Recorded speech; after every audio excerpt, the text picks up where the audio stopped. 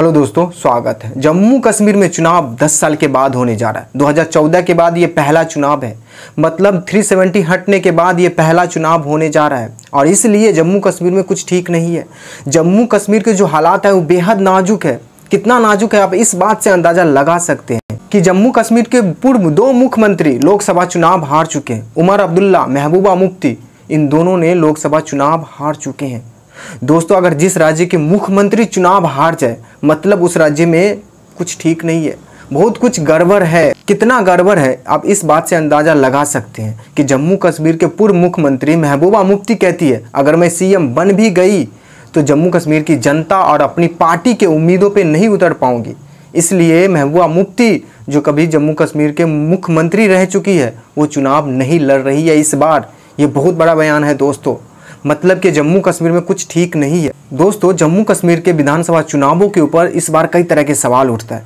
सरकार बनाने की समीकरण के ऊपर कई तरह के सवाल उठता है। सीटों की समीकरण के ऊपर कई तरह के सवाल उठता है। पहला सवाल यह है दोस्तों कि क्या बीजेपी बहुमत का आंकड़ा, वो जादुई आंकड़ा पार कर पाएंगे 370 हटाने के बाद? ये सबसे बड़ा सवाल है। और 370 हटाने का पीछे कहीं ना कहीं एक ये भी रीज़न है कि बीजेपी चाहती है जम्मू कश्मीर में अपना सरकार बनाना। तो क्या बीजेपी अकेले दम पे जम्मू कश्मीर में सरकार बना पाने में कामयाब होंगे, या फिर बीजेपी कितना सीट जीत पाने में कामयाब होंगे 370 हटाने के बाद? ये भी एक सबसे बड़ा सवाल है। दूसरी तरफ दोस्तों, कांग्रेस और नेशनल कॉन्फ्रेंस का गठबंधन हुआ, तो क्या ये गठबंधन जम्मू कश्मीर में सरकार बना पाने में कामयाब होंगे? क्या ये गठबंधन को किसी और पार्टी की जरूरत पड़ सकती है? ऐसा भी हो सकता है। दोस्तों, जम्मू कश्मीर में 2 और पार्टी है जिसका दबदबा और जमीन पर अच्छी खासी पकड़ मानी जाती है। एक है अवामी इत्तेहाद पार्टी, अब्दुल रशीद की पार्टी। ये वही बंदा है जो उमर अब्दुल्ला को लोकसभा चुनाव में हराया। दूसरा है पीपल कॉन्फ्रेंस, सज्जाद गाली लॉन की पार्टी, जो अच्छी खासी जम्मू कश्मीर में पकड़ है।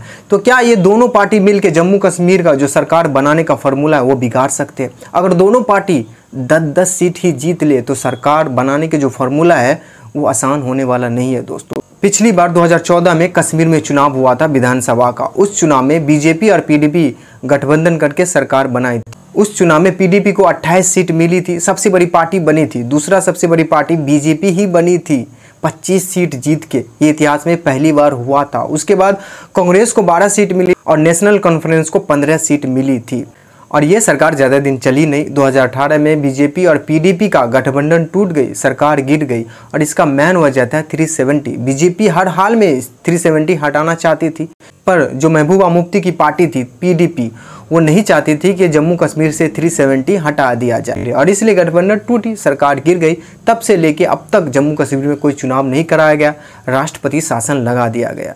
अब इस बार 2024 में विधानसभा चुनाव होने जा रहा है 10 साल के बाद, इसलिए जम्मू कश्मीर की जो सियासत है वो गर्म हो चुका और इस तरह से गर्म हो चुका है जिसको मतलब अनुभव करना आसान नहीं है। सरकार बनाना आसान नहीं, वहाँ के मुख्यमंत्री बनना किसी के लिए आसान नहीं। कोई बन भी गया तो उसके लिए बड़ा मुसीबत खड़ा हो सकता है। देखिए, जम्मू कश्मीर विधानसभा सीट 2 भाग में बटा हुआ है। एक भाग है जम्मू रीजन, दूसरा है कश्मीर घाटी। पर बीजेपी का जो पकड़ है, मजबूत इलाका है, वो जम्मू रीजन में है। पुछ इलाका है, रजौरी इलाका है। इस मतलब जम्मू रीजन में 43 सीट आती, जिसमें से 34 सीटों पर हिंदू आबादी कम से कम 68% है, मतलब हिंदू बहुमूल्य सीट है ये 34। और बीजेपी का मेन फोकस यही रीजन है और बीजेपी का सारा सीट इसी रीजन से आता है, 34 और 43 सीटों में से। लेकिन इस बार बीजेपी 370 हटा दिया है, तो क्या 43 में से 43 बीजेपी जीत सकती है? ये संभव नहीं है। वो इसलिए क्योंकि 8 सीटों पे जो आबादी है नीचे ऊपर है, लेकिन 34 सीटों पर जो हिंदू की आबादी है कश्मीर में वो करीब 70 के आसपास है, 70% में। तो ये 34 सीटों में से अगर बीजेपी 34 जीत ले तो ऐसा माना जा सकता है कि 370 हटाने का फ़ायदा हुआ है। लेकिन इतना आसान नहीं है कि 34 में से 34 जीत ले और इस इलाका में मुस्लिम आबादी ज़्यादा नहीं है, 30% के आसपास है, इसलिए बीजेपी इस इलाका में काफ़ी मजबूत है। देखिए दोस्तों, 34 या 43 में से बीजेपी इस बार उतना नहीं जीत सकती है, तो बहुमत का आंकड़ा मतलब पार तो अकेले दम पे नहीं हो सकती है, ये तो फाइनल है। अब दोस्तों, बीजेपी कितना जीत सकती है? देखिए, पिछली बार चुनाव में बीजेपी 25 सीट जीती थी, लेकिन इस बार इतना भी शायद ही जीत जाए। इस बार जो अनुमान है बीजेपी 20 के आसपास ही रहने वाली है, मतलब 30 प्लस नहीं हो रही है बीजेपी। अब चलिए कश्मीर घाटी। असली राजनीतिक और महाटक्कर मुसीबत इसी क्षेत्र में है, क्योंकि इस क्षेत्र में मुस्लिम का आबादी 90% है। मतलब जो कश्मीर घाटी में 47 सीट है ये मुस्लिम आबादी वाली सीट है। जो असली सियासत का दांवपेच फंसा हुआ है वो कश्मीर घाटी में ही फंसा हुआ है। ये 47 सीटों की लड़ाई है जो इस बार किसी के लिए आसान होने वाला नहीं है। देखिए दोस्तों, कांग्रेस और नेशनल कॉन्फ्रेंस का गठबंधन हुआ तो क्या इस गठबंधन सरकार बना पाएंगे? वो जादुई आंकड़ा पार कर पाएंगे? अगर कर लेते तो अच्छी बात है, लेकिन आसान होने वाला नहीं है, क्योंकि जो उमर अब्दुल्ला का पार्टी है नेशनल कॉन्फ्रेंस, वो उमर अब्दुल्ला खुद लोकसभा चुनाव हार चुके हैं, पर वो उनका MP 2 सांसद बने हैं, ये एक अच्छी खबर है। लेकिन वो इतना सीट जीत पाने में कामयाब नहीं हो सकते इस बार।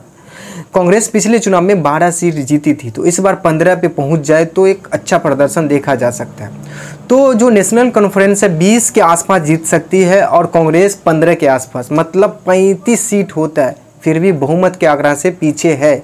इस गठबंधन को भी ज़रूरत है किसी एक दल का, और वो दल होगा चाहे अवामी इत्तेहाद पार्टी होगा या फिर पीपल कॉन्फ्रेंस। इन दोनों पार्टी में से एक दल हो सकता है। अगर आके गठबंधन करती है तो सरकार बन सकती है, वरना कश्मीर में सरकार बनना आसान नहीं है। कोई समीकरण उतना साफ क्लियर नहीं दिख रहा है। जो ये दो पार्टी है, अवामी इत्तेहाद पार्टी और पीपल कॉन्फ्रेंस पार्टी, दोनों की पकड़ अच्छी खासी है कश्मीर घाटी में। तो अगर 10-10 सीट दोनों जीत भी लिए और इस बार संभव है, तो मतलब जो समीकरण है, जो सीटों का समीकरण है और सरकार बनाने की जो फार्मूला है, उसमें बहुत बड़ा प्रॉब्लम, बहुत बड़ा समस्या खड़ा हो सकता है। तो इसलिए दोस्तों कि इस बार का जो विधानसभा चुनाव है जम्मू कश्मीर में, किसी के लिए सरकार बनाना या गठबंधन या पार्टी के लिए आसान होने वाला है, चाहे वो BJP हो या कांग्रेस हो या PDP हो या नेशनल कॉन्फ्रेंस हो। ये सब बड़ी पार्टी है, पर ये चारों बड़ी पार्टी के लिए आसान नहीं होने वाला। तो दोस्तों, इस सब पर आपकी राय क्या है? आप क्या चाहते हैं? किसको मुख्यमंत्री बनना चाहिए? क्या फिर से एक बार उमर अब्दुल्ला को मुख्यमंत्री बनना चाहिए या फिर किसी और को बनना चाहिए? क्या BJP की सरकार बननी चाहिए कश्मीर में या नहीं बननी चाहिए? आपकी राय क्या है इस सब पर? आपको क्या लगता है क्या होना चाहिए कश्मीर में, क्या होने? आप भी अपनी राय इस वीडियो के कमेंट में ज़रूर दीजिएगा। एक लाइन ही लिखिए मत, ज़रूर लिखिएगा कश्मीर को लेके कि कौन जा रहे हैं सरकार बनाने के लिए इस बार।